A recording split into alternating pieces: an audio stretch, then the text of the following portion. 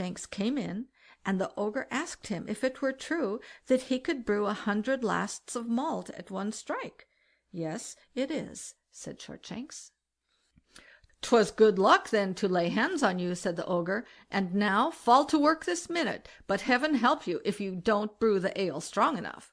"Oh", said Shortshanks, "never fear, it shall be stinging stuff." And with that he began to brew without more fuss, but all at once he cried out: "I must have more of you ogres to help in the brewing, for these I have aren't half strong enough."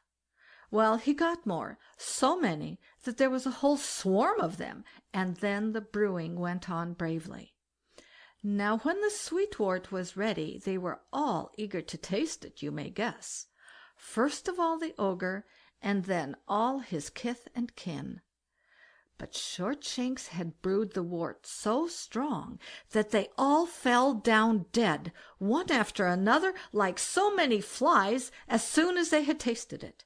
At last there wasn't any one of them left alive, but one vile old hag, who lay bedridden in the chimney corner. "Oh, you poor old wretch", said Shortshanks, "you may just as well taste the wort along with the rest." So he went and scooped up a little from the bottom of the copper in the scoop, and gave her a drink, and so he was rid of the whole pack of them. As he stood there and looked about him, he cast his eye on a great chest, so he took it and filled it with gold and silver. Then he tied the cable round himself and the princess and the chest, and gave it a good tug, and his men pulled them all up safe and sound. As soon as ever Shortshanks was well up, he said to the ship: "Off and away, over fresh water and salt water, high hill and deep dale, and don't stop till you come to the king's palace." And straightway the ship held on her course, so that the yellow billows foamed around her. When the people in the palace saw the ship sailing up, they were not slow in meeting them with songs and music, welcoming Shortshanks with great joy, but the gladdest of all was the king, who had now got his other daughter back again. But now Shortshanks was rather downhearted, for you must know that both the princesses wanted to have him, and he would have no other than the one he had saved first, and she was the youngest. So he walked up and down, and thought what he should do to get her, and yet do something to please her sister. Well, one day, as he was turning the thing over in his mind, it struck him if he only had his brother King Sturdy, who was so like him that no one could tell the one from the other, he would give up to him the other princess and half the kingdom, for he thought one half was quite enough. Well, as soon as ever this came into his mind, he went outside the palace and called on King Sturdy, but no one came. So he called a second time, a little louder, but still no one came. Then he called out the third time, "King Sturdy!" with all his might, and there stood his brother before him.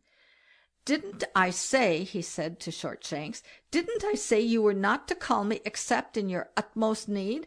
And here there is not so much as a gnat to do you any harm." And with that he gave him such a box on the ear that Shortshanks tumbled head over heels on the grass. "Now shame on you to hit so hard", said Shortshanks. "First of all, I won a princess and half the kingdom, and then I won another princess and the other half of the kingdom, and now I'm thinking to give you one of the princesses and half the kingdom. Is there any rhyme or reason in giving me such a box on the ear?" When King Sturdy heard that, he begged his brother to forgive him, and they were soon as good friends as ever again. "Now", said Shortshanks, "you know we are so much alike that no one can tell one from the other, so just change clothes with me and go into the palace. Then the princesses will think it is I that am coming in, and the one that kisses you first you shall have for your wife, and I will have the other for mine."